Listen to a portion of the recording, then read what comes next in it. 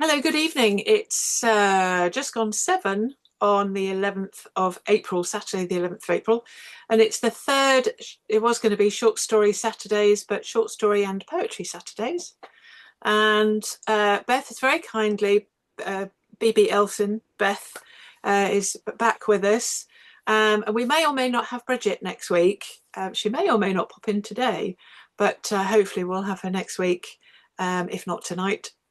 So I thought Beth has very kindly suggested that I go first. And so I was going to read from one of my one or both of my flash fiction or short story collections. But I've recently been stuffing, as you can see behind me, the goodie bags for the festival, which is 2 weeks tomorrow. Which I have, yes, anyway. So I've been putting in a short story, a children's story. I have a thing on my website called Unique Stories, where if people send me a prompt, I'll write a story for them, obviously to be paid £5 of 500 words. And I don't know if you've seen these books that you can get on Amazon and Etsy and so on, where you buy a book and it's got a particular, generally for children, it's got a particular name in it. So say Peter goes to the beach and then Vicky goes to the beach, that kind of thing. So you can buy a book for a specific name. And I thought, oh, why don't I do that with stories that I've written? So I went through all the stories that I'd been commissioned to write and picked a boys and a girls that I particularly liked. And then by the power of copy and find and replace, I then replaced this was originally Detective Dan, replaced all the Dans with all the names. I have a nerdy Excel spreadsheet. Beth, how do you keep track of your names that you use? Because you write short stories as well. I do, and I don't have a particular system, which I Right. probably should. Okay. And I'm conscious, certainly in my sequel, that I should have a glossary of names per novel as well. Mm. Um, but Because I do a names table. I don't have one to hand. It's very simple. It's just literally, I can email you a blank. And this is what I do whenever I get books in or whenever I have an Excel spreadsheet for mine because I've written so many shorts over the years.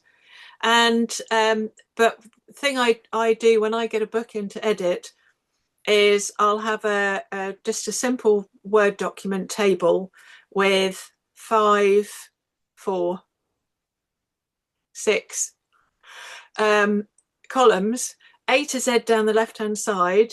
The first column is headed female first names.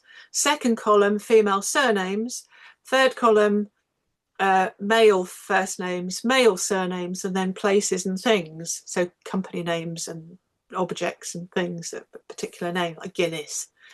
And so every time as I'm going through the novel, usually actually I pick out a few when I'm cataloguing the length of the chapters, which I have another nerdy word table for that, just to look at the lengths, make sure they're all fairly shortish, nothing over 2,000 words.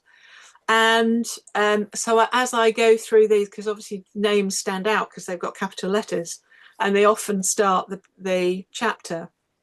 So whenever I see a new one, I catalogue it in, and I have a notes document. So I'll have the timeline, so effectively a synopsis of the whole novel. So just a paragraph for each chapter. So as I go through it, I then say what's happened, so that I can keep track. And if they haven't got a synopsis already, it gives them a synopsis.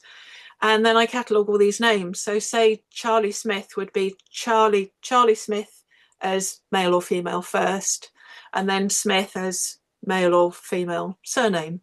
So it's easy to see whether you've got 7 C's and hmm, 5 S's and ideally no more than 2 of the same first letter.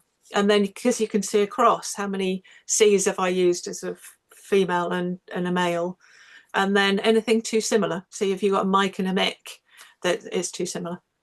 And so I have this nerdy Excel spreadsheet which has all the names I could think of and I can't remember how many there are, but a couple of thousand. And every time I write, so I have the columns are my novel titles, and then I'll just put flashes. So if I'm doing as I was building the flashes collection, I'd tick when I used a new name, so that I can see how many I haven't used throughout. So if you've got Francis, say, you Mhm. can see all the way across if I've what I've used it in, if I've used it in anything. And so I started off with I got these two, boys story, girls story. I'm going to use the whole 45 minutes just to explain this. And so I then copied it. I then used to find and replace for all these, and I have them shaded in pink if they're a girl, and boy if they're a blue, and I think yellow if they can be either. So I was printing all these, and they're all about 1,200 words each, and so they're 4 pages with little pictures on. And so what I would do was write this and send it off as a PDF, and then if they wanted any changes making, I'd change it and then send it as a PDF with a cover picture and who it's to. And so because I was doing the last sort of couple of years was doing Christmas fairs and craft fairs, I thought, wouldn't it be a great idea, because I'd only got books for adults, wouldn't it be a great idea to print off some of these? So at the beginning, I put them in plastic wallets. So I bought a pack of 1,500 of these wallets with the holes down the side, very thin, so they didn't take up too much room, and spent a few evenings, 1 week, cutting the edges off. So they were just simply a plain wallet, and stuffing all these things into with little advertisements on the back, depending on which gender story they were. And I'd sell them at craft fairs and Christmas fairs for £2 each. And the kids were loving it. The adults were loving it because it was a story about their child, effectively, because it was their name. The more I did this, I ended up with, and I was listening, oh, I don't think I've got that name. So I had a look, and I had a table very similar to the one I mentioned about editing, with all the names that I'd used and I was learning that actually various nationalities had various different spellings, and there might be something like Willow with a Y, Wyllo, and there may be only one child in the whole country that has WY, but sod's law, if they said, oh, and there was so I had one copy of each, and at one sale I sold a Willow, brilliant, which was a girl story. Brilliant. And then about half an hour later, have you got Willow? Yeah. Ah, I've sold it. So then I was doing 2 copies of each, Hmm. and I ended up with 4,000 names and 6 boxes of these things, and I might sell 2 or 3 at Hmm.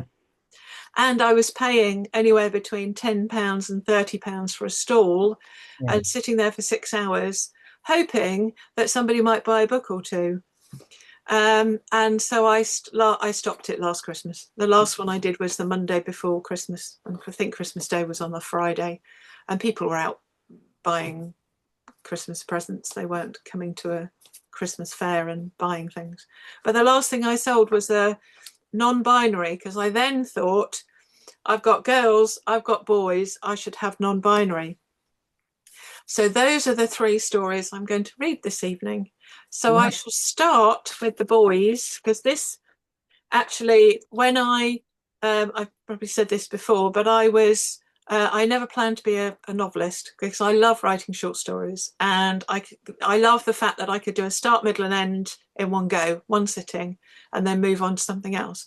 And then I came across NaNoWriMo, which is National Novel Writing Month, which sadly doesn't exist anymore, which was set up by a San Francisco writing group about 30 years ago to challenge themselves to write 50,000 words in a month, which is Hmm. November. And so I thought, okay, I don't mind spending a month on one story. And that was Hitman Sam up there. Mhm. And, and so I thought, I've written something quite long. And it was this children's story called Detective Dan. And I thought it must be at least half of 50,000 words.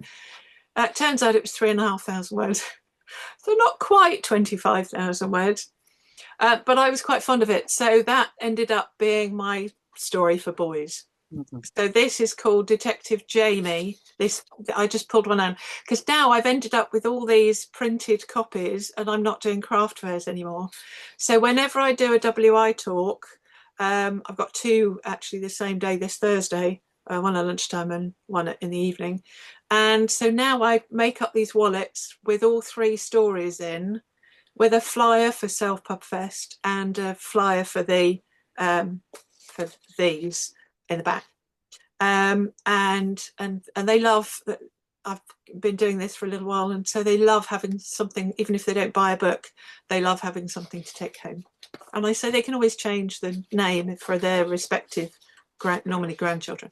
Mhm. So this is Detective Jamie. Deep in the undergrowth, rustling could be heard. Not the kind like a paper bag, but more of someone or something up to no good. A young boy called Jamie edged nervously nearer the bushes. Jamie's parents spent little time in their garden, so it resembled a jungle.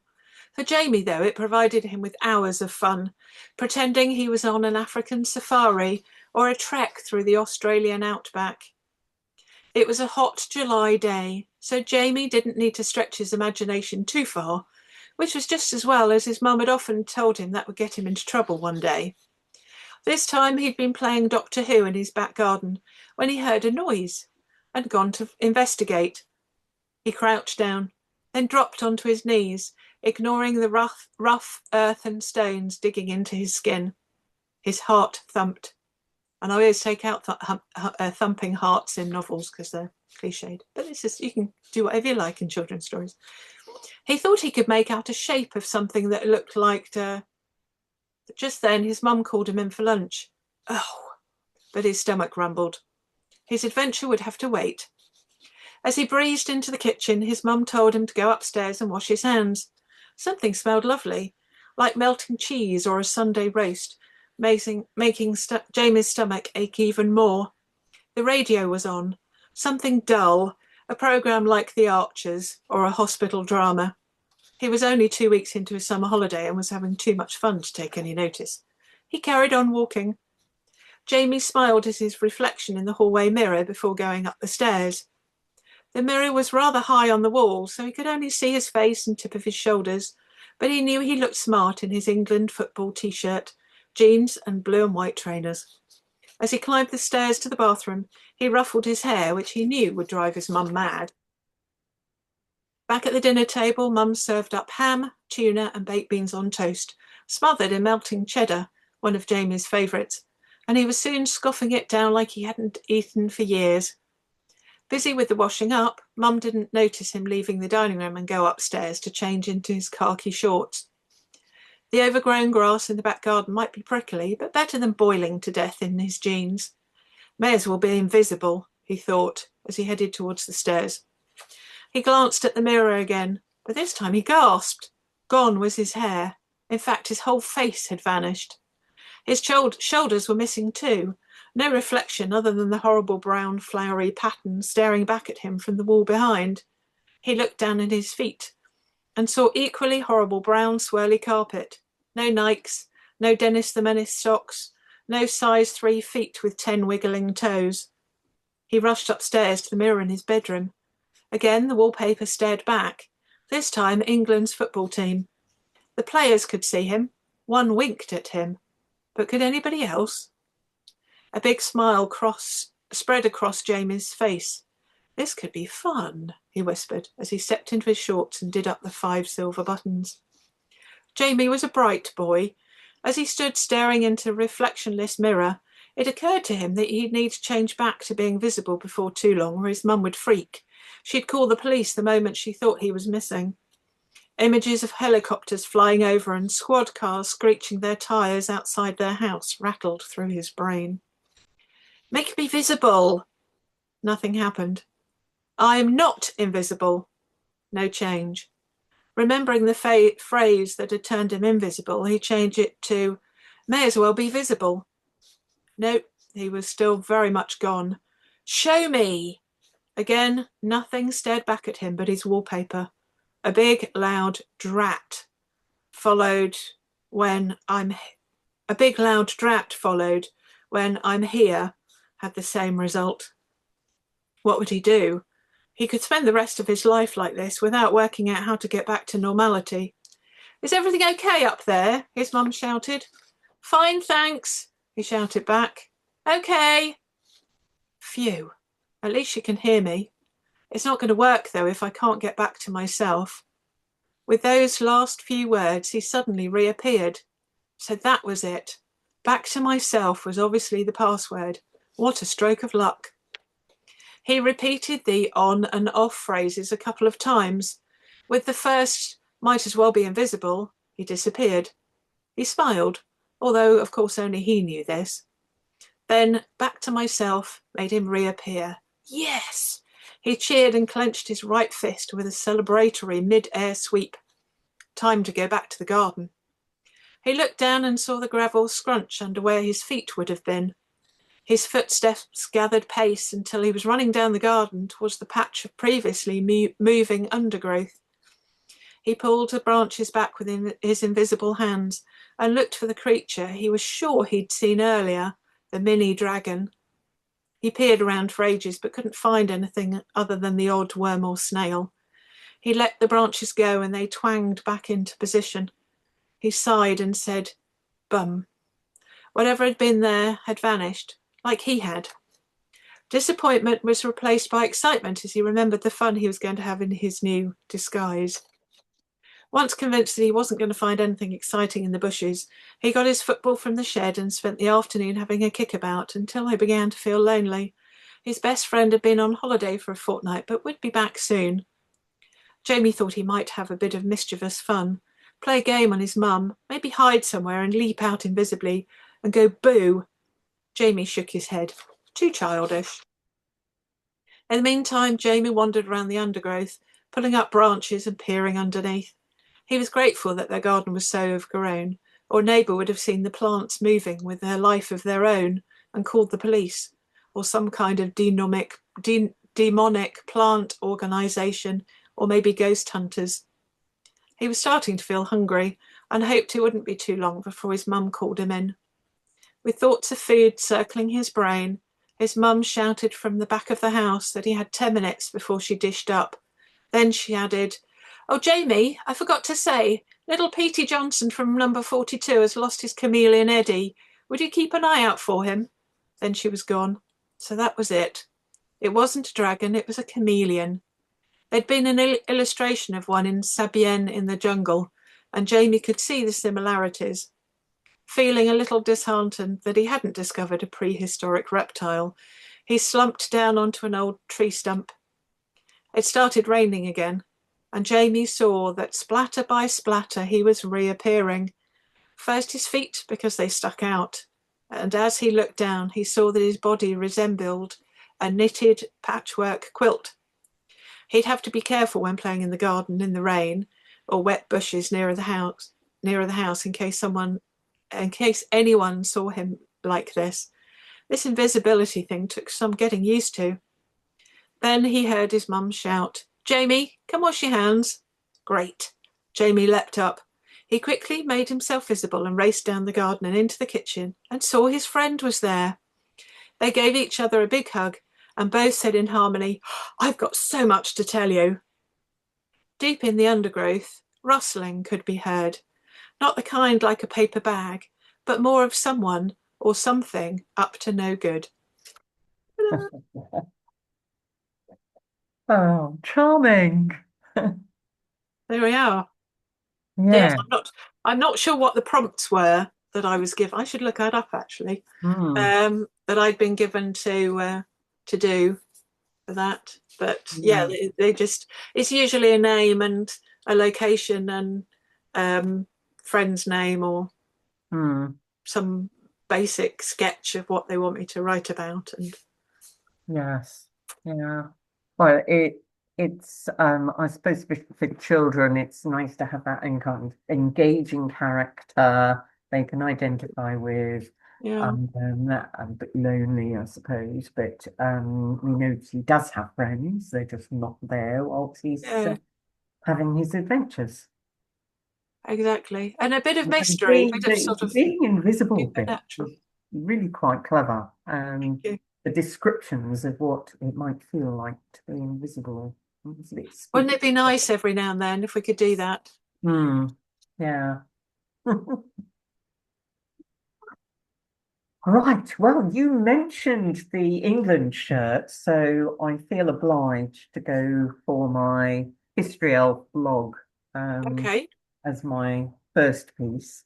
Okay. Um, Are we going back and to 1966 by any chance? We're not going back to 1966. No, a bit further than that, actually, because I'm exploring the origins of three lions on a shirt. Oh, I might even start funny. singing, so you can block your ears up if you like. That's okay. So yeah, this is one of the first pieces I had featured on BBC Upload. So Oh, wow. that was quite exciting. But it's also in Coffee and Commute. Right. So, three lions on a shirt.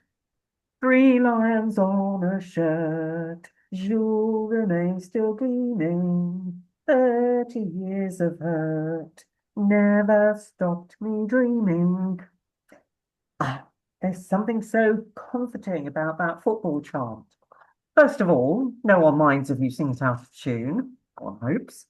And more importantly, if it's on the TV, it means that the grief of the end of the football season is offset by the prospect of an international tournament in the summer. England football fans first sang it in 1996, until we lost to Germany on penalties, a recurrent theme, alas. But I thank the Lightning Seeds for providing this upbeat anthem, which we sang past 40 years of hurt, 50 years of hurt, until in 2022, the women's team won an international trophy on home soil.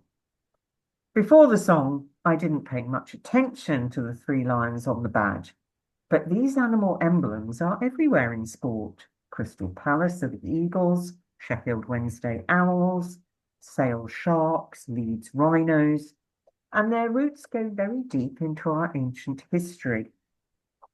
Celtic clans used animal symbols on banners in battle. It gave warriors something identifiable to follow in a literal sense, but also it was part of clan identity. In medieval times, these symbols were formalized into an art form called heraldry, which used stylized, exotic, and mythical animals with which rich families could use to create their own coat of arms. In historical fantasy, you might find pages of descriptions of the sigils of the feudal lords present on a battlefield. The sigil on the king's standard was the most important of all. In medieval warfare, if the king's standard was lost, the battle was probably lost too. So the emblem had great symbolic power, and they were carefully chosen. The three lions are said to date from Henry I, who started the story by sporting one lion on his standard. So why did Henry choose a lion? A lion in heraldic terms is associated with courage, strength, and nobility. Observers of real lion behavior might question that. It is the lionesses who do all the hard graft. Talking of which, 2022, just saying. Yeah. Henry then added two from his Scottish wife's family standards. So, two of the English lions were originally Scottish. Oops. And how English was Henry? Well, he was probably born in Yorkshire, which is promising, but he was the fourth son of William the Conqueror, so he would have regarded himself as a Norman and have spoken French. Oops again. But hey, we English are expert at borrowing and repurposing things. Look at how many thousands of times we've done it with words. Was Henry brave, strong, and noble as lions were assumed to be? He certainly was tough. Henry was the fourth son in a family where sibling rivalry was brutal. Think about what you've seen on Spring Watch, how the smallest baby bird in the nest gets bullied. Mm. Even the modest inheritance the conqueror intended for Henry was grabbed by a brother, so he had to fend for himself in northern France. But he seems to have been capable, resilient, and pragmatic. He also demonstrated shrewd ruthlessness when he seized the English throne in 1100 after his brother William Rufus died in a rather convenient hunting accident in the New Forest. Strong like a lion, Mm. Henry was regarded as an effective king who restored the rule of law, suppressed rebellions, ensured a strong monetary system, and chose administrators on merit, even if they were low-born. He had the nickname Beauclerk, which at the time indicated that he had a good intellect. But don't start a fan club for him just yet. He was a medieval king and he had to be feared in order to survive, so he was also cruel. You could say that he was much like a large carnivore that needed to rip and eat other creatures to prosper. England prospered too. He left it rich and powerful. In 1135, this Lion King died on a hunting trip in Normandy after eating what the chroniclers of the time called a surfeit of lampreys. When I see surfeit of as a cause of a medieval death, I think that it is a code for deliberate poisoning, but apparently his symptoms suggest to modern medical historians that listeria was the culprit, Right. wreaking indiscriminate harm on Henry and on England. Henry had wanted his daughter Matilda to succeed him, which makes him seem like quite an enlightened father who was cool with handing his baton to a lioness. Mm. Alas, her cousin Stephen seized the throne, starting an 18-year-long civil war called the Anarchy. Mm. So Henry's hard work was wasted in one of the ghastliest episodes of internal strife in our history.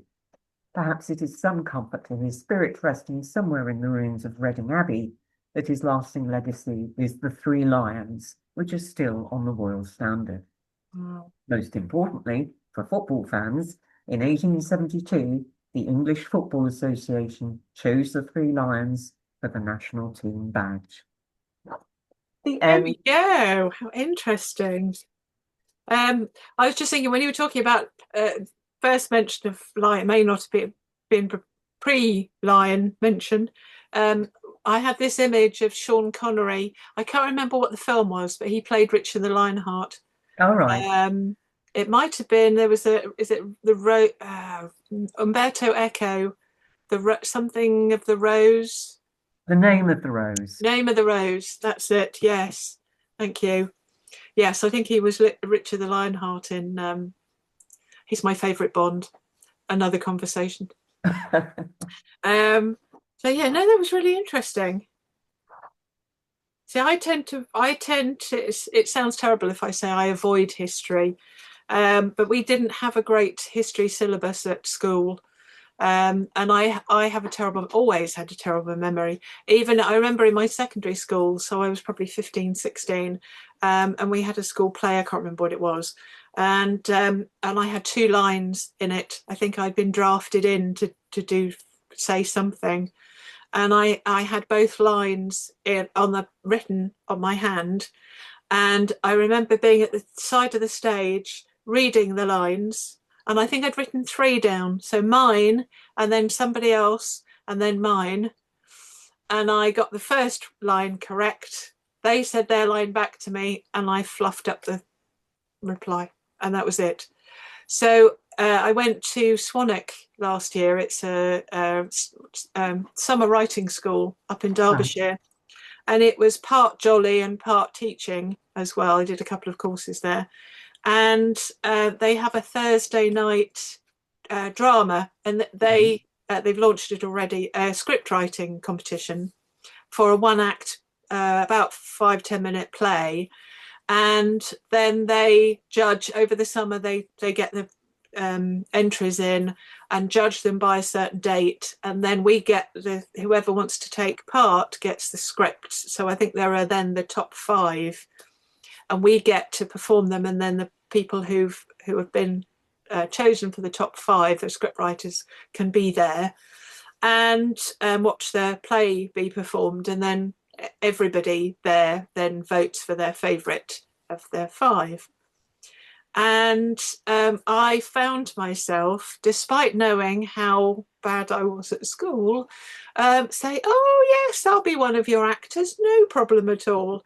Luckily, we were given, because this was Tuesday and the Mm, play was Thursday, so we weren't expected to remember anything.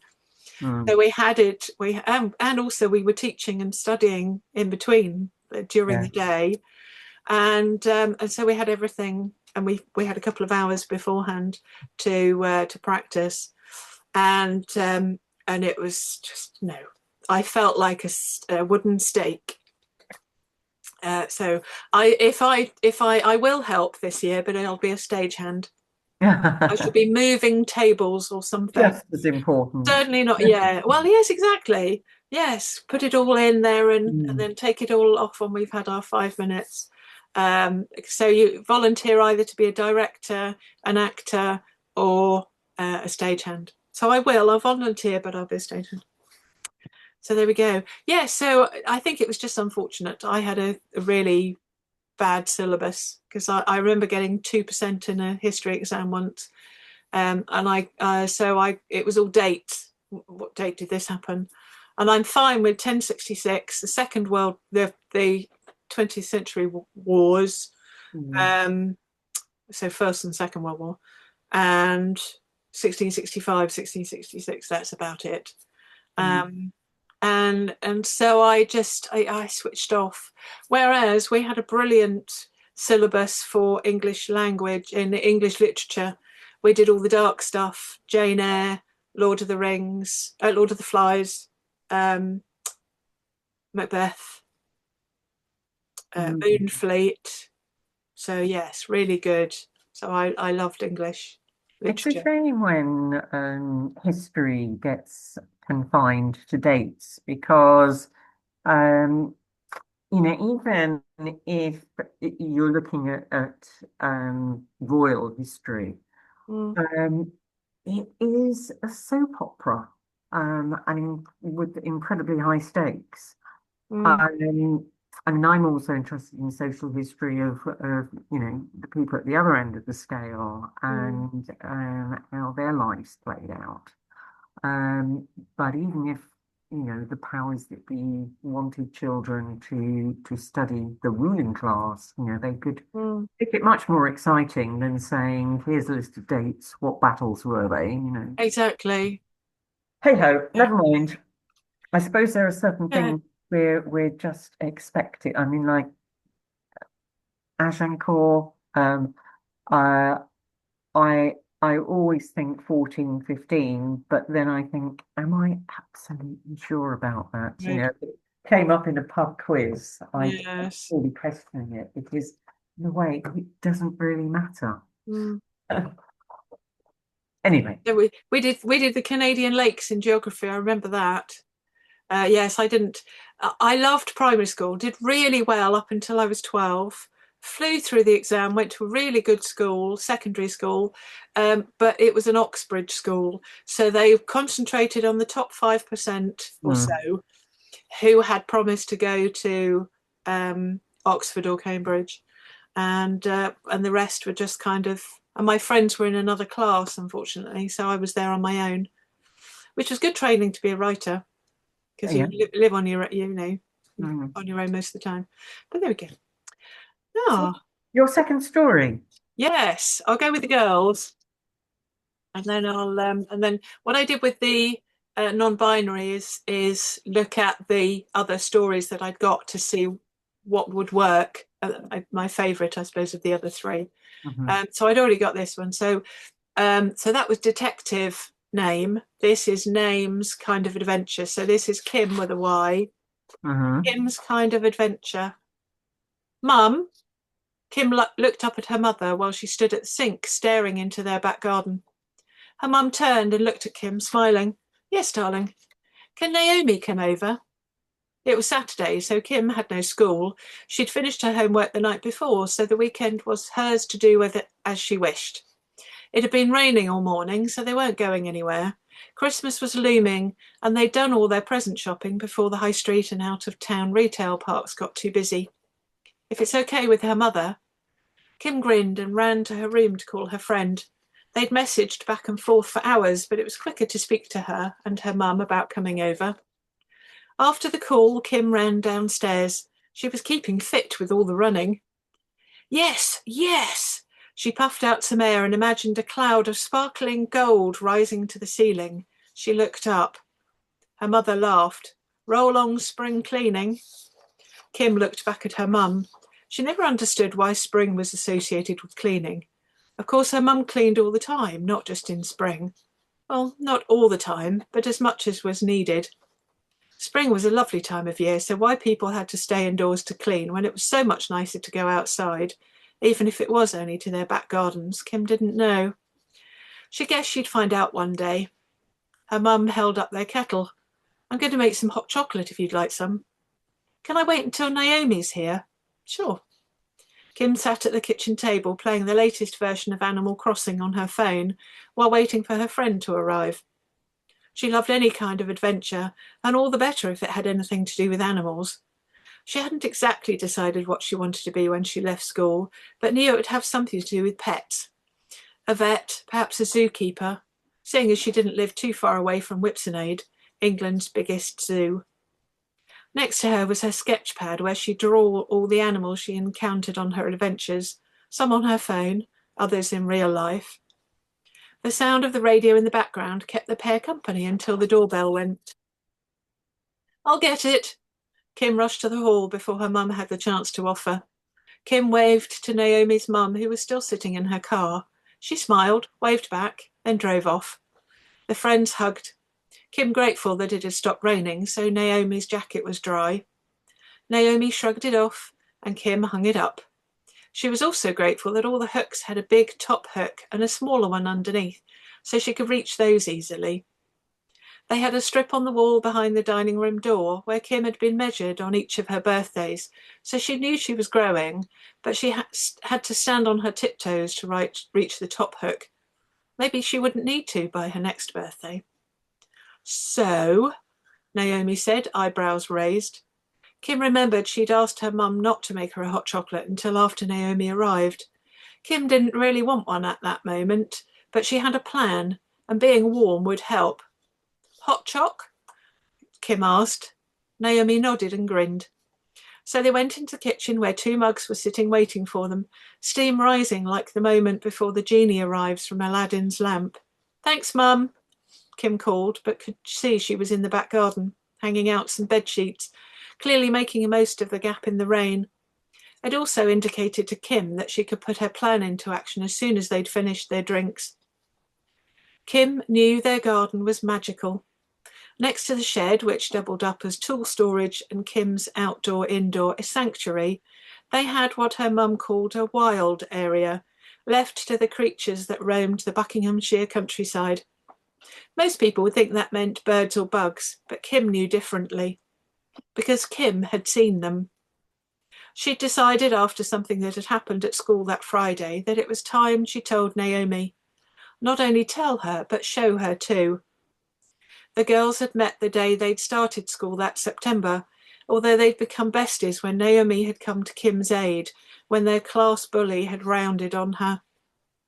With her bush of thick black hair, equally beefy eyebrows and stubbly chin, Bertha was intimidating as she loomed over Kim's desk. Their teacher, Mrs. Kindling, had left the room briefly to do some photocopying, leaving Bertha in charge. Or rather, Bertha had taken the opportunity to put herself in charge.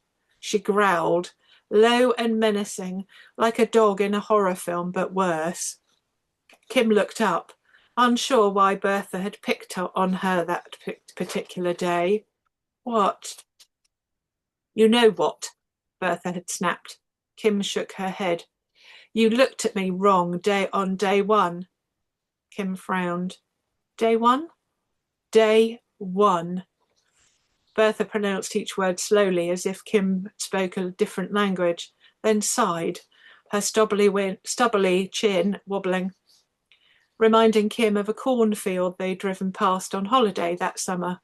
I don't remember, Kim had started to say, but then both girls turned as someone coughed behind Bertha. Naomi, eyebrows raised. She did that a lot. She had lovely shaped eyebrows, unlike Bertha's bushes. They reminded Kim of the prickly hedges they'd encountered when going blackberry picking on the last day of school holidays. Naomi just looked at Bertha, said nothing. Bertha visibly swallowed, her chin wobbling again, before she scurried back to her desk, moments before Mrs. Kindling returned. Sitting at the kitchen table, their friends chatted while drinking their hot chocolates, blowing on them to help cool them down. They'd just put their jackets on when Kim's mum came back into the room. "We're off to the shed," Kim announced. Kim's mum smiled. "Okay, have fun." She winked. "Thanks, Mum."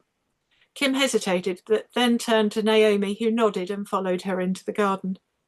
As had happened several times before, Kim dialed the combination on the shed's padlock, but it didn't unclick. It never did when she was there alone. She hoped it might with her friend there, but alas. Watching, Naomi offered to go back to the house to get Kim's mum. "No, it's okay," Kim said. "Just wait a second." As they waited, there was a rustling in the undergrowth to their left. A head appeared. A scary but silent, roaring head. Naomi squeaked and shopped behind Kim. She was calm and said a simple, "Hello, Leo." Next to Leo, a rhinoceros's head appeared. "Hello, Ronnie." Then, one by one, 3 other animals appeared. A tiger, snow leopard, and camel. Just their heads, but anyone would assume that their bodies were in the undergrowth behind them. Leo, Ronnie, Timmy, Sasha, Cleo. Kim nodded at each name as she went down the line. "Meet Naomi." Naomi, peering behind Kim's back, squeaked her, "Hello." Kim counted. 5, 4, 3. "What are you doing?" Naomi asked, stepping out from behind her friend. "You'll see." 2, 1.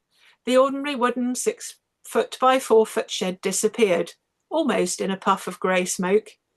In its place, the undergrowth had revealed a door, still with a padlock, but much older and grander than the one on the shed.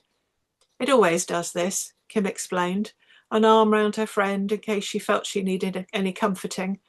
"But I can never figure out how to get the door open. You see, there's a..." Before she could say any more, another face appeared, this time in the middle of the door. "That's never happened before," Kim said. Naomi's mouth went wide. "Isn't that..." Both girls recognized the bush of thick black hair, equally beefy eyebrows and stubbly chin. While the animals had been silent, this face most certainly was not. Back was the growl, low and menacing, like a dog in a horror film, but worse. Kim and Naomi, standing side by side, said, "We're not afraid of you," together, without any kind of rehearsal, then looked at each other. The face that looked like Bertha frowned, tilted its head, then it too disappeared in a puff of smoke, but this time pink and purple, not grey. The door clicked open, just a little. Kim realised she hadn't needed the hot chocolate to feel warm. The braveness she felt was warm enough for both of them. "Push, Naomi." Kim cheered as the friends pushed open the door and stepped forward. Kim's mum watched the 2 girls disappear through the door. She didn't panic. She knew they'd be back. She'd lived in the house all her life and had gone through the same door many times once she'd worked out the secret code. Delighted that Kim had finally got it, Mum knew they'd have a very interesting conversation after Naomi went home. Wow, that's very creative. Thank you. I haven't read these for a long time, actually. I only read them when about probably a year and a bit ago when I printed, or no, last year sometime, when I printed them all out. Yes. Yeah. Okay. Very nice. And um, the kind of recurring themes in there, like the bully, and what the animals were up to, Mm, and the mum recognizing what the daughter was experiencing. yeah. Yeah. I Right. went. I went to a Denise Beddoes, who I Oh think yes, yeah, I you've know probably been David. on a panel together. Mm. Yeah. Every quarter she runs a, it used to be Crime Quarterly, but now she's expanded out because there's only a limited pool of crime authors who can get to Chalfont St Peter. So every quarter, on it's sort of the middle Saturday, she does a panel of three or four other authors and just talks to them about their books at a local library in Chalfont St Peter, who've just put a poster up for the event in 2 weeks. And yes, so what was I going to say? It's gone out of my brain. Oh, yes, I went there this afternoon. And whenever I go to writing events, I'm sitting there thinking, when I get home, I must do some writing. Mm. And then I get home and do admin. By the way, you know we were talking about names first thing. Um, I can't help being prompted when I'm thinking about these rules we have to apply in fiction books. Um, I once worked in an office, or should I say, a wing of an office block, Hmm. where virtually everybody else, apart from me, was called Dave. Oh, yeah, And somehow we managed. I suppose, obviously, you've got the visual, but yes, I mean, if somebody just walked in and yelled Dave, about yeah. 20 heads would have popped up. It's funny because their names are sort of go in waves, don't they? There were, I think, four or five Traces in our year. Tracy, Right. Sharon, Wayne. Um, Trying to think of any more sort of unusual ones, but Mm, yes, you get a feel, and it's a bit like having an Eric. You imagine him to be sort of 60s, 70s, 80s, that sort of age. But they are coming back again yes. because Mm, I quite often when I've gone to these events and people have said, "Have you got such and such?" And mm, invariably, I had by that point. yeah. Um, but yeah, a lot of the names are coming back. I remember who what's her name? She was in Julie Walters, Hmm. Acorn Antiques. Julie Walters, I think her, probably 1990s, maybe the turn of the century, had a daughter and called her Mabel. Mm, Um, and I remember thinking, a lovely name. And so, but a lot of people name their children after either the trend, Jack and Chloe was up there for quite a while, wasn't it? mm, Or after grandparents mm, or parents, or have middle names of family to carry it on. There you mm. go. So, So do you what? have Yes. from me? Um, how about the um the supernatural? Oh yes. Okay, Mhm. right. This is called Those Who Loved. Okay. What was the title of the first one? I'll jot it down. Well, the first one was Three Lions on a Shirt. Oh yes. So And now this. for something completely different. Okay. Sorry. What's this one? Those Who Loved. Oh. The Okay. familiar thud, the jolting of my body on the brittle iced grass. It has ever been so, and it hurts so much every time. And every time I hope that it will be the last. I lift my head and look around. Will I go to the left or the right to scour these battlements again? How forbidding they look, like jagged blades stabbing the indigo sky, lichened stones faintly gleaming in the moonlight. I drag myself to my feet and let out a groan. I'm getting too old for this adventure, way too old. After a few moments, I summon my energy, stand tall, smooth down my many layers of clothing, and cross the courtyard. At one corner is the entrance gate. So many people come through it in the daytime. They walk round. Sometimes I walk with them. Sometimes a green liveried guard shows us round, talking about where the stone came from, why the walls were damaged, and how it was done. They never talk about the history of this place that I know. Nobody ever asks about it either. Okay. What good fortune that you are unharmed after such a fall. A gruff voice barks from behind me. I feel my skin jump and my bones freeze. What's the penalty for trespass? Who's been watching? What if he has a weapon or a slavering dog? I inhale deeply, regain some composure, and slowly turn around. All I can see is a dark figure in a hooded cape. His breathing gives off a faint rasp, but there's no mist from it in the cold air. What are you doing here at night time? Are you a ghost hunter? The lilt is strange, broken, wheezy. The poor man must have a chill. I might as well say something to explain myself. In a way, perhaps. Are you a guard? You could say so. I volunteer. Nights like midwinter, we expect some fools to clamber over the walls and try to commune with the past. I nod. He means me, but he must know that's not where I fell. The hood stands for a few moments and then says, "You must be cold. Come and shelter in the barn." In the barn, shapes appear to hang in thin air. He has no torch, but weaves among them deftly. There appears to be no fire in the brazier where he stops, but it is giving off a fine warmth. He rests an ale can on it. He doesn't look at me when he speaks.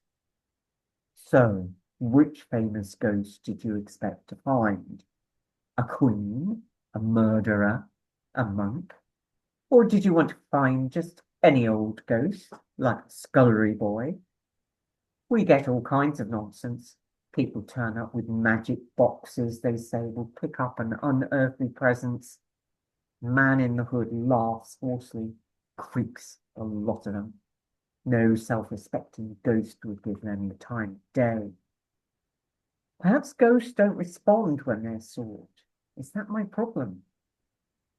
Have any ghosts been seen? I asked, desperate for clues.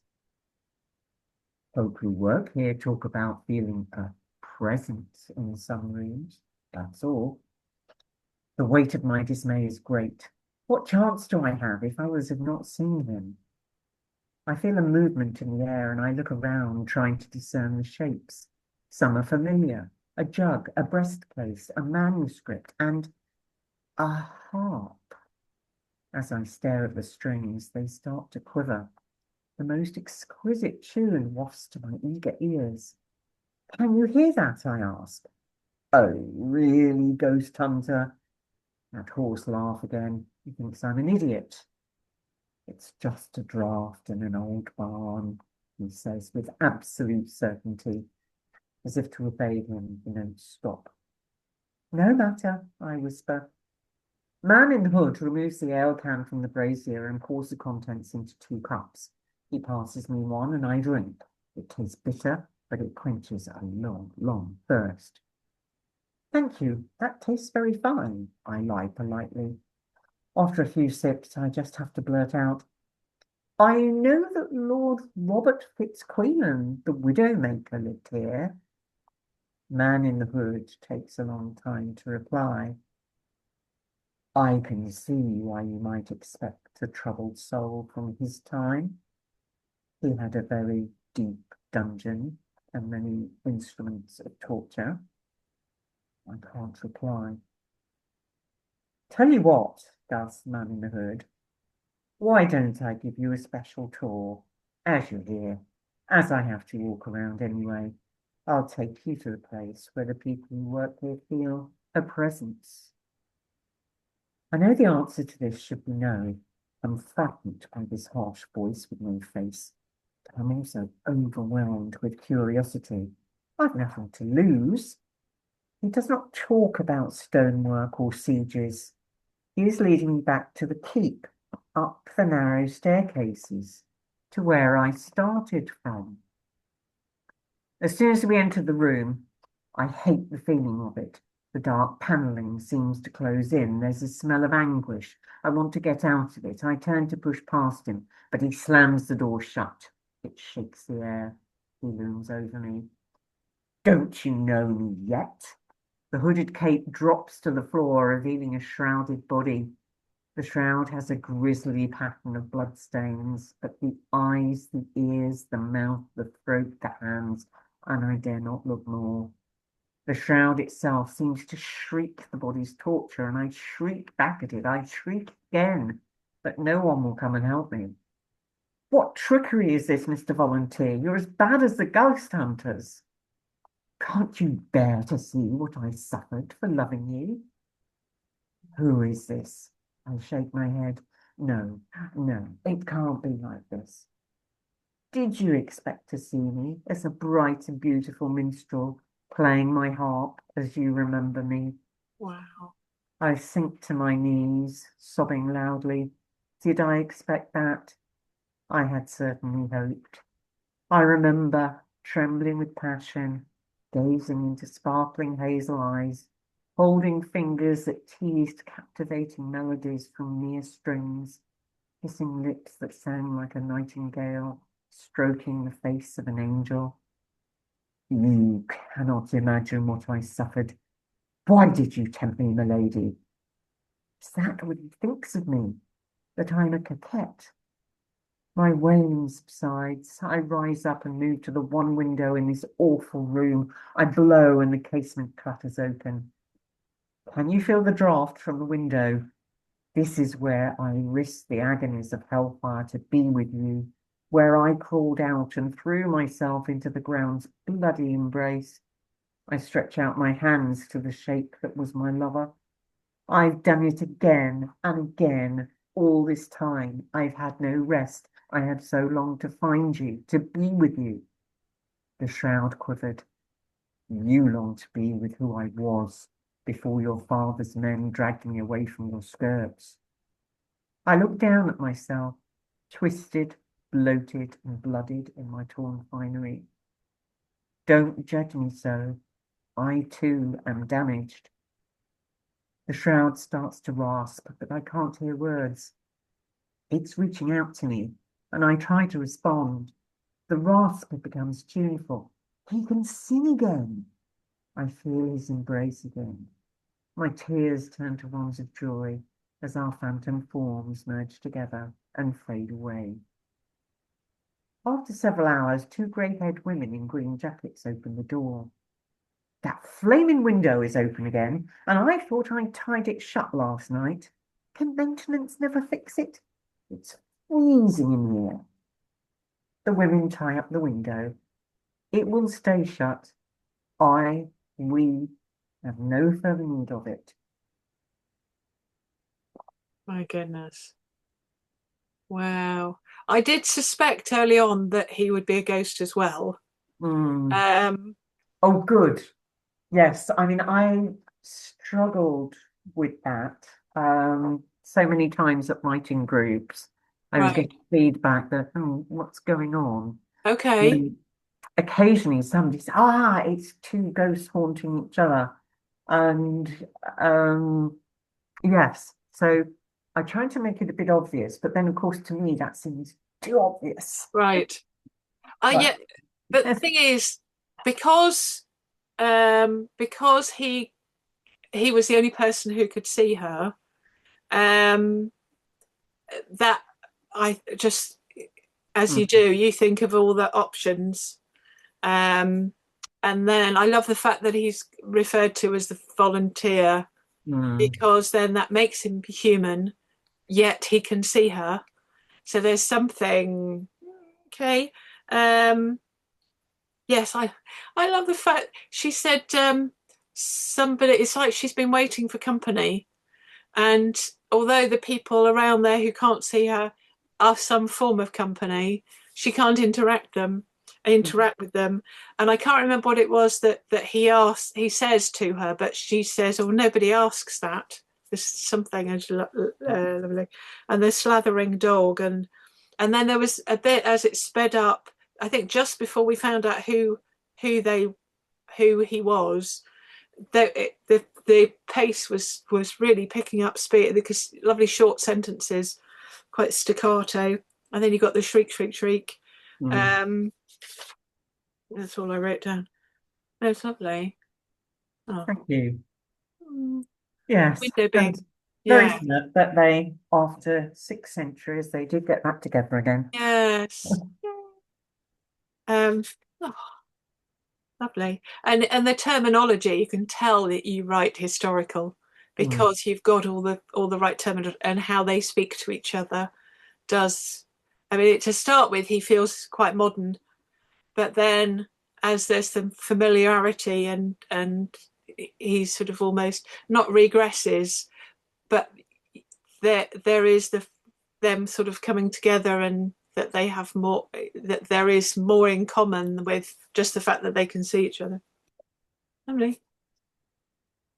Oh, is that in Coffee and Commute? It is. Oh, okay. I should Yeah. look forward. I'm going to take it with me to Spain. So it may end up staying in Spain. We're staying at a friend's, and his wife loves short stories. He writes short stories. Mm-hmm.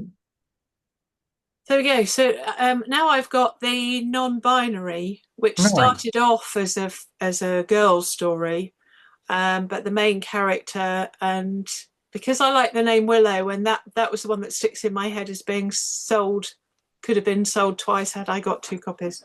So it's Willow's Treasures and Pleasures. Okay. Willow's aunt, Phoebe, smiled as she looked out of her kitchen window. Her hands were wet with washing up suds. Willow was intent on what their father was building in the garage next door rather than looking in Phoebe's direction, so there was no need to wave. Willow and their older sister Arabella were due over for lunch shortly. Lasagna in the oven had already started to bubble. And with no school for the children for a few weeks and their mother out at a one-day guest teacher at a local art retreat, they'd have plenty of time to chat. With a shuffling noise behind her, Phoebe turned slightly, hands still deep in the bowl, enjoying the warm soapy water on what had turned out to be a cooler than expected day. The border collie that Phoebe was looking after while her parents, Willow's grandparents, were on a Mediterranean cruise, was nudging an empty water bowl towards the back door. Sorry, sweetheart, I'll get some for you in a second. Wiping her hands on a nearby towel, Phoebe picked up the bowl, made a fuss of the dog, which wagged its tail even more than normal and went off, probably in search of a toy. Phoebe filled the bowl, then went back to the washing up. Willow tilted their head as they watched their dad construct his latest project. It had 4 walls like a house, but much smaller, was missing its roof, and had wire on the same side as the front door. What's it going to be? Their dad winked and tapped his nose. Willow gripped the side of the old. Willow gripped the arms of the old office chair they were sitting on and swiveled, drumming their feet on the concrete shortly after to slow when they started feeling a little icky. Are you enjoying your summer holiday? Dad asked. Yep. Willow smiled. Their dad was always interested in how they were and what they were doing. 1 week down, how many to go? Willow shrugged. They knew they had to go back in September, but wasn't sure how far away that was. It was still only July and there was August in between, so it was probably ages. They hoped so. Although they loved school, they loved being at home more. As well as baking with Mum, it was dog walking with Auntie Phoebe and going to see the bees at the end of the garden. Treasures and pleasures, Auntie Phoebe called her menagerie, that Willow loved the most, and they even had their own beekeeping suit. It was getting a bit tight because Willow was growing so quickly, but Aunt Phoebe had promised to remove the elastic until she could get a replacement.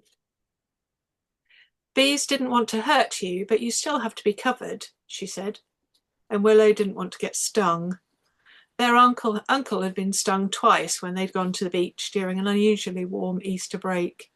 He'd also grown a bit, but out rather than up, from drinking too much beer and eating too many pizzas, and a wasp had got squished in the folds in his stomach, and that happened to my father-in-law. Willow had struggled not to laugh when Uncle Darren had run around on the sand, waving a hand at his red and white striped skin. To cool down, Auntie Phoebe had brought them all ice creams, but a wasp had landed on Uncle Darren's without him seeing and stung his tongue. Also happened on the same holiday to my father-in-law. He didn't stay serious for long, though, and even found it funny when he talked with a lisp for the rest of the day.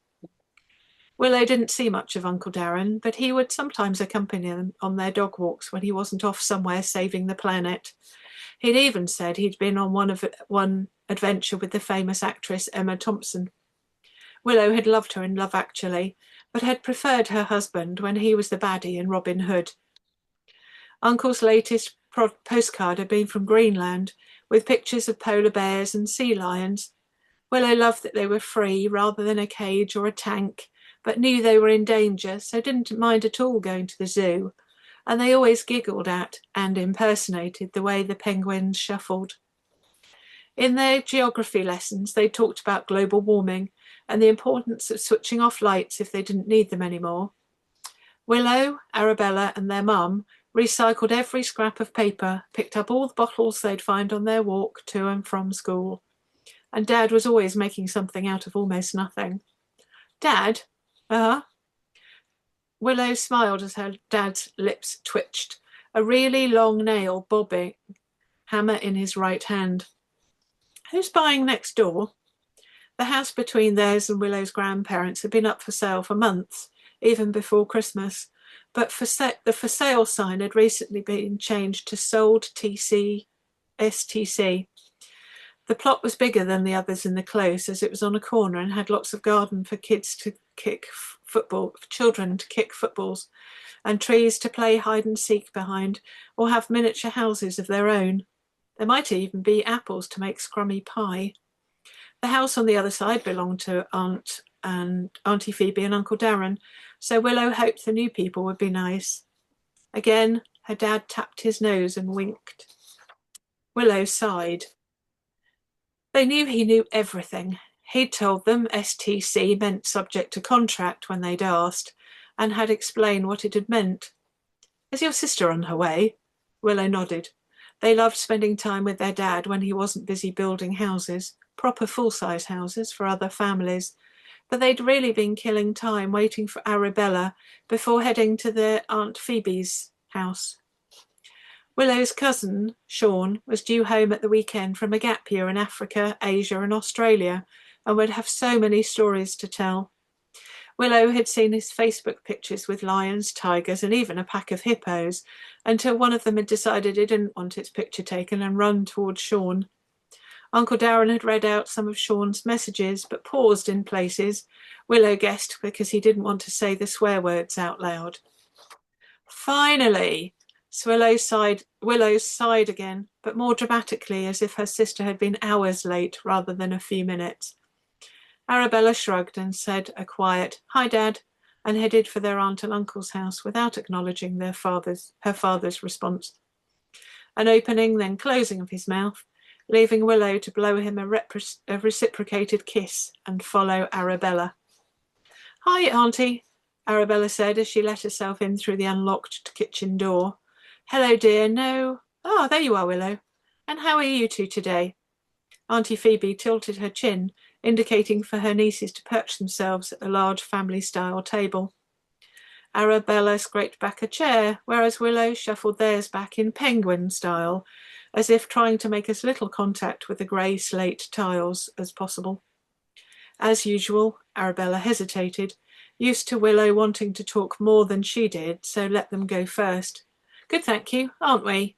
Willow turned to Arabella, smiled at her nod, then turned back to their aunt, who'd finished the washing up and was wiping her hands on the already slightly soggy towel. "So we have a handful of minutes before lunch." The sisters looked at each other, then at Auntie Phoebe. "Bees," the trio said in unison. Aunt Phoebe laughed. "How did I guess? Come on then." "Don't we need our uniforms?" Arabella asked as they headed down the garden. Aunt Phoebe shook her head. "We're only going to say hello." "Auntie," Willow said, stopping. The other two stopped. "Yes?" "Do you know who's buying the house next door? I think Dad does, but he's keeping it secret. He's keeping everything secret today. Everything? He's building something in the garage, but won't say what it is. Arabella was stabbing at a clump of dandelions with the toe of her right shoe while the others talked. It's probably a cage. Willow frowned. A cage, like for an animal. Not like, but yes. Not like, but yes, for an animal. Willow's mouth dropped open before lifting to speak again. A real animal? Auntie Phoebe nodded. Willow grinned. Are we getting a pet? They clapped, but then stopped when Auntie Phoebe's shoulders slumped. Sorry, love, no. You're not there. It's for there. She pointed to the empty plot. Willow tilted their head. So there's not going to be a family, just an animal? Aunt Phoebe smiled. Arabella was still stabbing at the rather sad-looking weed. Yes, a family. Customer of your dad's, apparently. And yes, an animal. Not just one animal, in fact, but lots. A zoo, almost. Willow's eyes widened. A zoo? Aunt Phoebe laughed. Not quite a zoo, but... She looked up as if retrieving information, putting her left index finger on her bottom lip. 3 dogs, 4 cats, a tortoise. The hutch, Auntie Phoebe pointed to Daddy's garage, is for their guinea pigs. And I think he said they had a horse. Maybe. Definitely a llama. Or was it a... Willow squealed, rushed over to their sister, who still seemed oblivious to the conversation, and gave her the biggest of hugs, almost spinning her off her feet. Phoebe smiled. With her husband due home from his latest expedition the following day, their son the day after that, her parents the following week, and her 2 nieces spending the next few hours with her, Phoebe couldn't remember the last time she'd felt quite so happy. Not just one big happy family, but soon another, a big hairy happy family. Aha, right. Yes. I'm guessing Gosh, it's on there. lots to dissect there. My goodness. When you're reading it on a screen, and I get my computer to read it out. But yes, lots of family and lots of animals and lots of Mm. things Lots of going on. food. All of them have lots of food in them. Yes. Yes, I do like my food. Mm. Well, Yes. yeah, kids are very food oriented, aren't they? Yeah. Yeah. Yes. No, it's just fun. I love doing it. If I could make a living out of short stories, I'd be really happy. Mm. Yeah. But I subscribe to a website called Duotrope. So Duo D-U-O Duo, yes, Duo Trope Zero. Trope.com. Mm-hmm. And I get a weekly newsletter. It's about, I think it's 50 something dollars, so it's 40 something pounds a year to Mm. belong to it. And every Sunday I get a list of competitions to enter, agents who've opened to submissions, um, publishers who are looking for stuff, mostly short story competitions, poetry competitions, and they have P for poetry, F for fiction, so it could be short stories or novels, and Mm-hmm. then NF for nonfiction. So it's really a list of outlets to send Mm-hmm. stuff off to. Um, and so I compile all these into a nerdy spreadsheet, and then do nothing with it. But one day I do plan to every week at least to send some, and I have folders here of January to December, so I know that if it comes round to the following March, say if I sent something off in March, if I haven't heard anything by the following March, I could then got the story to send somewhere else. Mm-hmm. And I will. I You will. will. I'll be more You organised, and will. yes, certainly when the festival's over, 2 weeks tomorrow, Yeah. to have more time to write. Shall we just finish with a quick poem? Do yes, Um, do. I always like it when we have poetry because I don't, as I said last week, I write it, but I don't publish it. So I may share something at some point. why not? This piece is called On Edge. Ooh, okay. Let's celebrate the rare joy of the glowing sun. turning the pure white rocks to shimmering gold. But see how jagged they are, like tearing teeth. And draw back. There's no need to be bold. I could choose dozens of words for this view that I cherish, and none would say enough about its magic. I'm here every day to watch its changing moods, invigorating, terrifying, and tragic. How blissfully green leaves wave above us, but look how the trunks cling desperately. Their anxious roots are clawing deep, tensing away from the drop into the sea. Are you hoping to spot an eagle, my love, where the mists merge the blue sky with the blue sea, where the jagged pinnacles stab like daggers, where tiny white sails bob and toss jauntily? Why relish that waving tuft of grass, my friend? Your hat could be blown, your stick could roll. Stay safe where the forest grass is lush, where the path is firm and the trees are whole. A gentle breeze soon whips into a gale, brother. The ground beneath you is soft, it could crumble. That stump you lean on could shift and tip. Could you hold your balance, or would you tumble? Stay away from the edge, dear friends. There is peril in a stunning view. Don't reach and strain for its warm embrace. Don't imagine that it's just for you. I once gazed as you gazed, beckoned by the gold and the blue, drunk on the nectar that poured into my eyes until I fell into that glorious view. Oh, poetry is very audible, isn't it? I know you're reading it out because so is everything else you read out is audible. Um, but I like they're just key words that are very are cliche music to your one's ears, and alliteration, the tearing teeth, and I love the ing tragic. Mm, It's the poetry is rhythm, isn't it? And the mismerge and the blue sky and the blue sea and the coulds, all the things. And I love the title. The title's perfect. mm. On edge. It's got the two meanings. Yes, it was actually inspired by a painting by one of my favorite artists, Caspar David Friedrich. And it's supposed to be his honeymoon, and he's with his wife, his brother, somebody else, I think, a guide, presumably.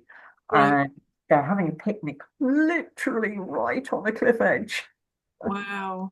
And it's Rügen in northeast Germany, where there are lots of big chalk cliffs. Right. But they're a bit like the needles, some of them are broken I off. guess. And, Right. yeah, Well, I so, don't. I'm not overly familiar because my friends live in the south of Germany. So uh-huh. other than traveling to I went to Frankfurt one year with my mum, and she belonged to a twinning, so she lived in Amersham, and they twinned with a Friedhof, so a village near Frankfurt. And I remember going there, and she'd taken something. They had a craft fair, and Hmm. she used to paint on stones and had a kiln and did plates and things. And we were wandering around Frankfurt. I was only teens, I think, and we were going around Frankfurt, and I remember there was a mouse, just a little field mouse in a dress shop window, an actual mouse. And I had schoolgirl, so I must have been late teens, I suppose.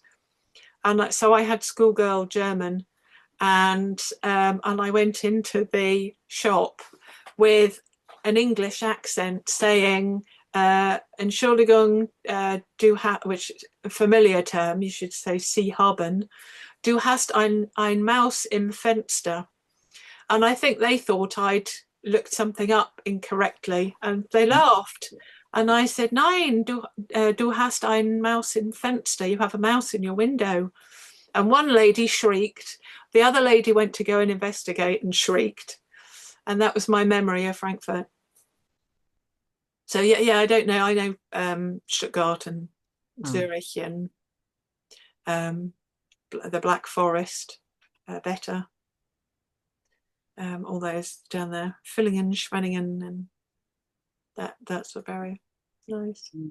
I know North Germany best because my sister has lived there for, oh gosh, more than 50 years now. So, Okay.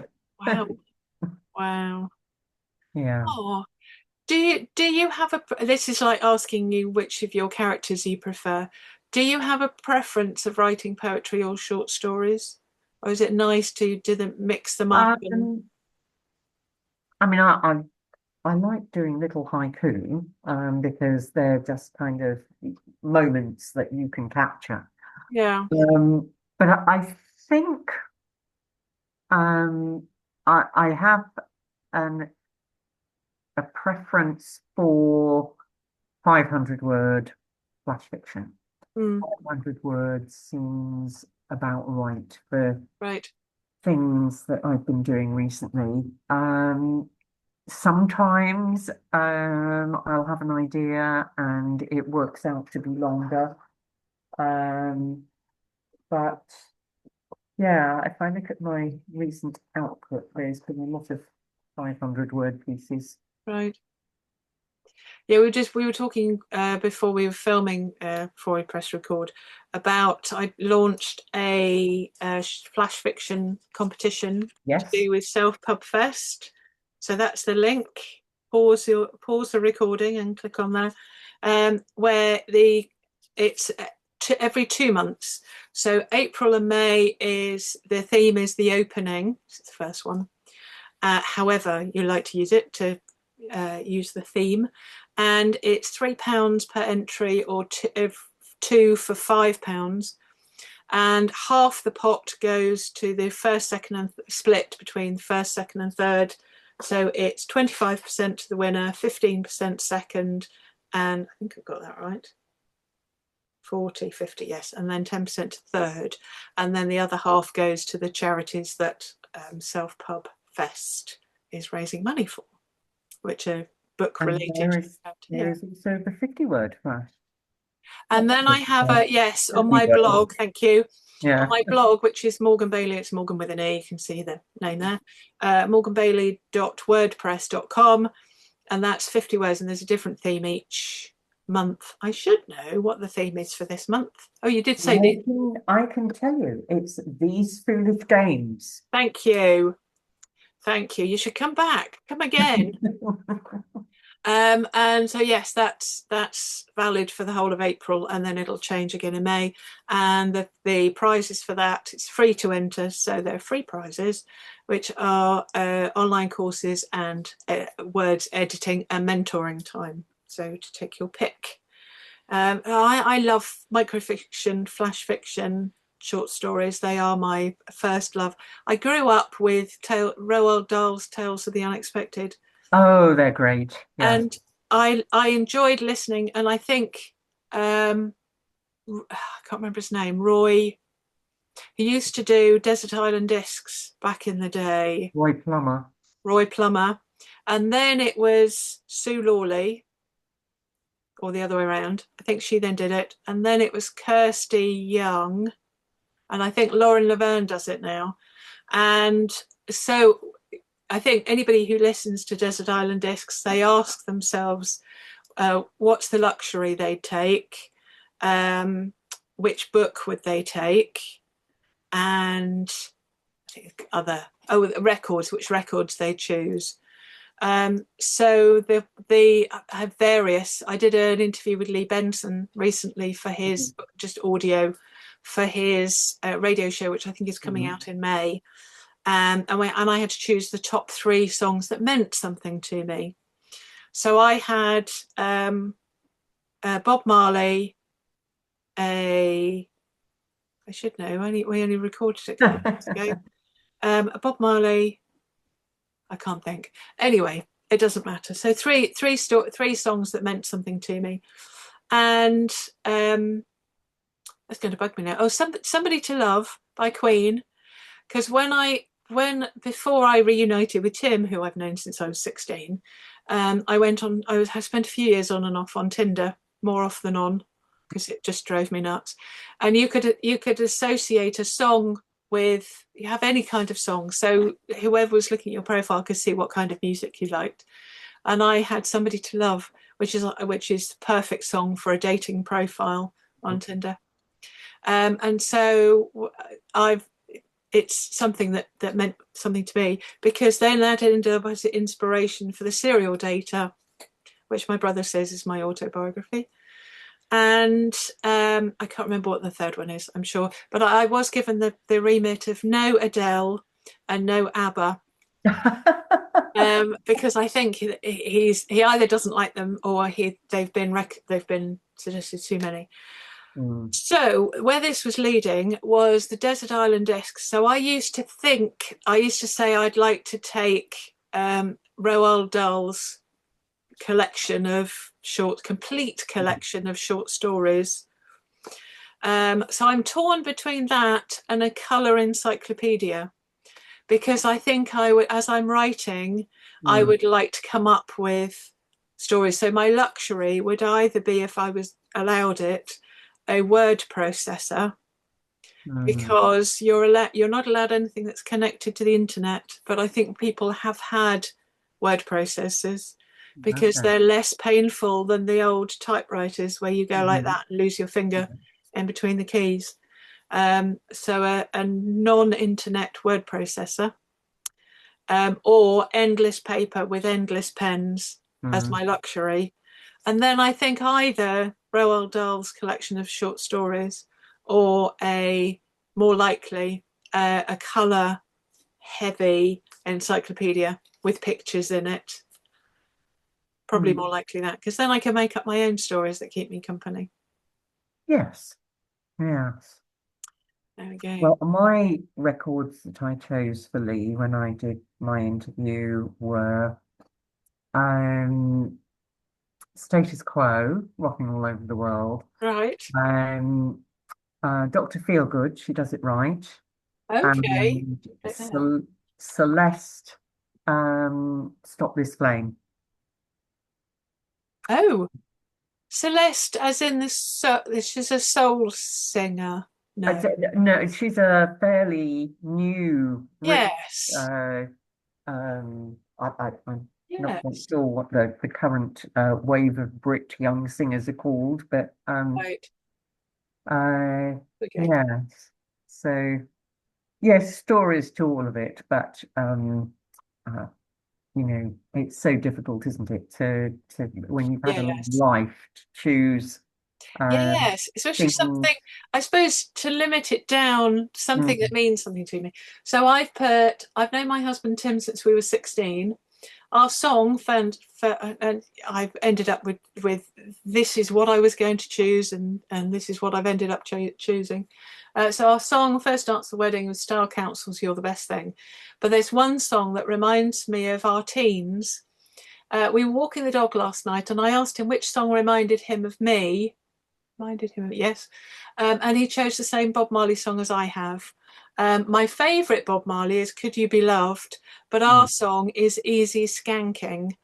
And I thought, because that's all about drug taking, that maybe he wouldn't want to play it on a Right. Yeah. family show. Yeah. And so that's why I said, Could You Be Loved, or Mm. that one. So he's gone with Easy Skanking. Mm. Tim and I lost contact for 31 years, in which time I went on various dating apps, including Tinder. I went on loads of dates and wrote a novel, The Serial Data, inspired by them, but no one meant as much to me as Tim. I say he ruined me. On Tinder, you can have a song on your profile. Mine was Queen, Somebody to Love. It tugged at my heartstrings back then, but it's a happy song these days. Mm. And then, as well as as I write, I listen to classical music. I decided my Desert Island disc track would be classical. Overall, my favourite composer is Beethoven. Moonlight Sonata reminds me of my best friend Heike, who I've known since I was 13, pre-Tim, and for Elise, especially when Richard Clayderman plays them. Although I love modern composers, including Philip Glass, John Rutter, Max Richter, and who doesn't love Hans Zimmer? first discovered when watching The Assassin, and especially the theme Inception. But my go-to classic piece is Eric Satie's Nausicaä Number 1. Or if not a classical track, then Radiohead Street Spirit. And I'd be really happy if you played that. So I got my top 3: Easy Skanking, Queen Somebody to Love, and Eric Satie Nausicaä Number 1. Because Nausicaä Number 1 is if I just want something relaxing and I only want one song, then I ask our electronic friend to play that one.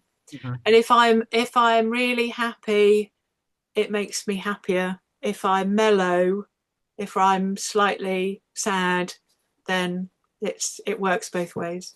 There we go. All right. Yes. Well, so thank you. Lovely evening. Lovely to see you again. Thank you.